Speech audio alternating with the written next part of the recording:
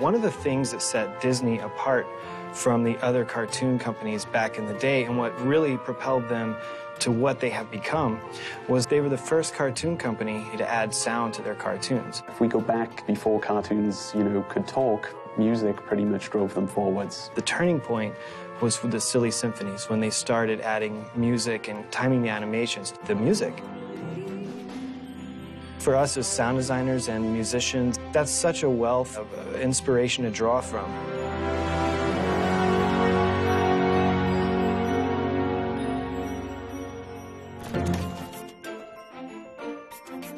In this specific game, music is very, very important because story is so important. Story and music go very hand in hand. It's just another layer on top of everything that builds emotion and builds connection to the game. It is part of the atmosphere. It is part of the experience that we want you to have. I auditioned like dozens and dozens of composers and said, what is the Disney sound?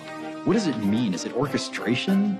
Is it a musical style? I mean, what is it? Jim Dooley, he immediately got what I was trying to get at. I mean, that Disney style, he was able to describe it in ways that I almost understood, and he was able to capture it.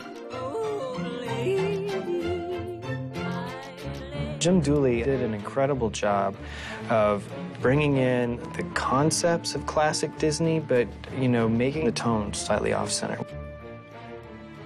This is by far the best music I've ever had in a game.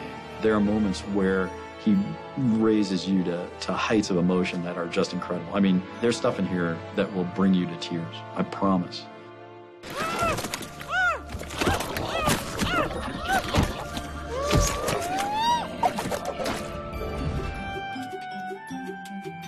I asked Jim to create a Mickey theme and an Oswald theme.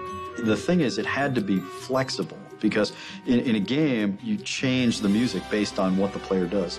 So he needed to create a theme that was incredibly flexible. Frankly, more flexible than I thought was possible.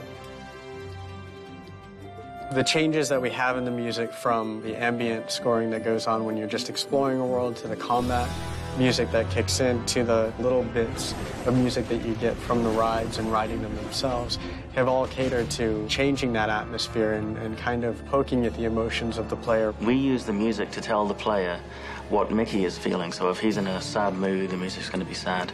If he's happy or feeling triumphant about something. We don't say triumph on the screen like that. We play it with music. So we have our character themes. And then on top of that, we needed themes that would be applicable to each land. Each land you visit has its own unique sound. The music is awesome at capturing the environment and the feel of the space. So Lonesome Manor has kind of this eerie, dark, haunting tone that goes on. Again, it's a mashup. Everything in the game is about taking things that shouldn't belong together and putting them together.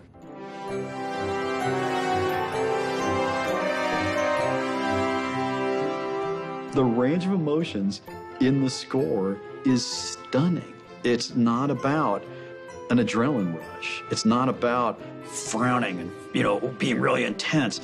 It really has become a game about smiling as you play.